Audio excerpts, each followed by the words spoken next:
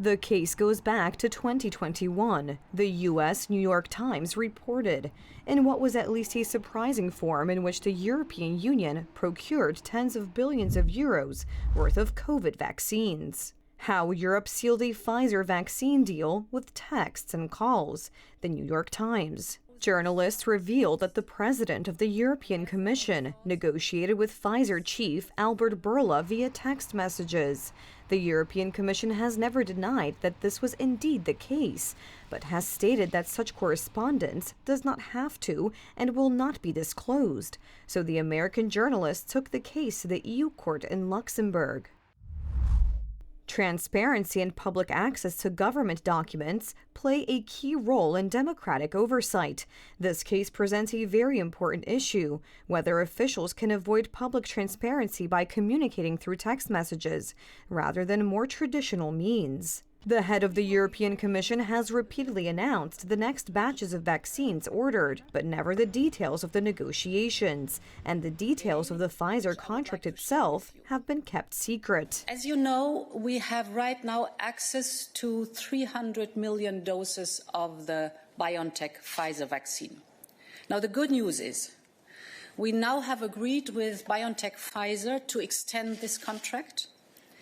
With the new agreement, we could purchase a total of up to an additional 300 million doses of the BioNTech Pfizer vaccine.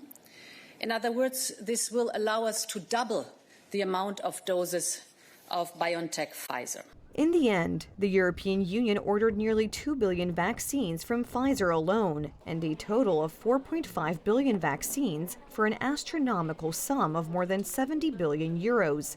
MEPs from different sides of the political spectrum have also been asking for details of these purchases for years, to no avail. The European Commission has been hiding text message exchanges between President von der Leyen and the head of Pfizer this whole time. Where's the transparency? Where's the ground rules, and why the secrecy? It seemed that the drawn-out vaccine case could hurt von der Leyen's re-election as president of the Commission, but that didn't happen, as she still holds the most important EU post. Some of the officials occupying high positions in the European Union believe that they are bound by other rules and other principles. This is not a good situation, but it is one we are dealing with today. The head of the European Commission was defended, among others, by EU Commissioner Vera Jourova, responsible for EU values and transparency, for years fighting the Polish government for its alleged lack of rule of law and advocating blocking funds due to Poland. There is a narrow circle out there that decides what the money is spent on, which groups, which sectors, which industries, and which corporations will benefit from it.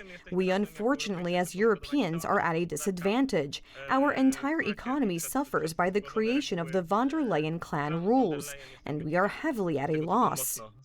Few people hope that von der Leyen's correspondence will ever actually see the light of day, but the text message scandal of the president of the European Commission has already shown what rules Brussels officials operate under and how much change is needed in Brussels.